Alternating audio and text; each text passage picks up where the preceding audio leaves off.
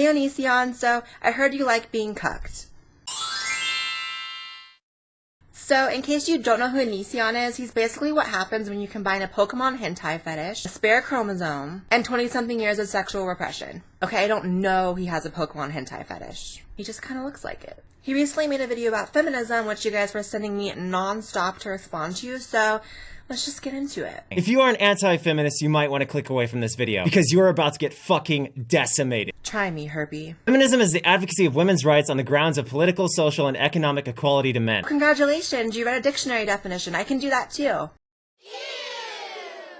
The reason I have to point this out is because people say stupid shit like egalitarianism is better than feminism, even though it's basically the same thing. They both call for equal rights. Actually, it's not the same thing, and the very definition that you cited in order to decimate everyone shows that. Feminism operates in the sphere of women's rights. It's right there in the definition. Egalitarians are concerned with the rights of everyone regardless of skin color or gender. It's a very important distinction to make, and it's one that you could have easily made if your IQ was anywhere above -6. This is the definition, and the main argument people have against it is that feminists do not follow this definition. So I ran a fucking poll, and over 1,000 people voted. 69% of feminists believe that women are equal to men. Whoa, look at Onision dropping truth bombs with a Twitter poll.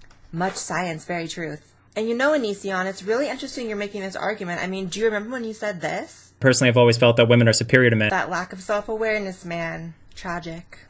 Your problem is you prioritize your closed-minded personal experiences over the fucking truth. Yeah, and you are prioritizing your allegiance to a dictionary over the truth. The word feminism was created in the 1890s. 1890s! To pretend as if the movement hasn't changed since then at all, or to stick your bobblehead so far in the dirt that you don't see that the actions of third-wave feminists have greatly turned off a lot of people from the movement, is stupid. If the literal facts don't match your personal experiences, you fucking ignore them. And that is why in this moment you should be humiliated for ever standing against feminists. Feminism is not synonymous with women's rights. Being against feminism does not mean that you are against women's rights. It means that you're in opposition to the ideological framework in which feminism operates under. If women's rights is the goal, then feminism is just a vehicle to get there. A vehicle that's crashed, caught on fire, and the passengers are too stupid to just get out. Because I know you're so fucking stupid, even now that you've been proven wrong, you still won't admit your defeat in the fucking comments. Because that's the type of fucking person you are. You're a fucking scumbag liar. You've proven no one wrong. What you have proven is that you can read a dictionary definition and still have no comprehension of what it actually means.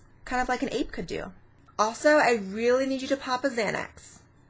Or 7. You say feminism is not needed in the Western world. Apparently some people have tried to oppress women by implying men should pay less for healthcare than women. Women pay more for healthcare for the following reasons. They live longer than men. They actually seek out medical care far more frequently than men. Healthcare usually covers maternity care. You go to the doctor more, you pay more. You need more services, you pay for more services. It's a pretty simple concept, but I guess we can add economics onto the list of things that you don't fucking understand. Another example of why we in the Western fucking world need feminism. Catcalling, harassment, those aren't really vague terms at all, are they? Considering men are far more likely to be victims of things that are objectively worse, such as actual violence or robbery, seems like feminism isn't really needed in this situation at all. Considering feminism, as we already discussed, isn't equipped to deal with men's issues in the slightest.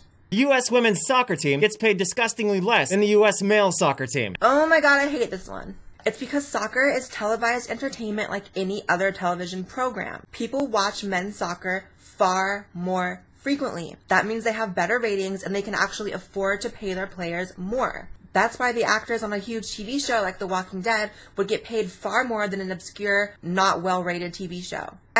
Fucking nomics. Another marvelous point. As far as health insurance goes, a ridiculous amount of people object to women getting drugs related to their reproductive system. Okay, but you shouldn't misrepresent their arguments either. Now, I'm not hugely conservative on the issue of abortion, but it's very obvious that they're protesting what they see as the murder of a child. They're not doing it to keep women down. This, Onision, is a picture of a zygote.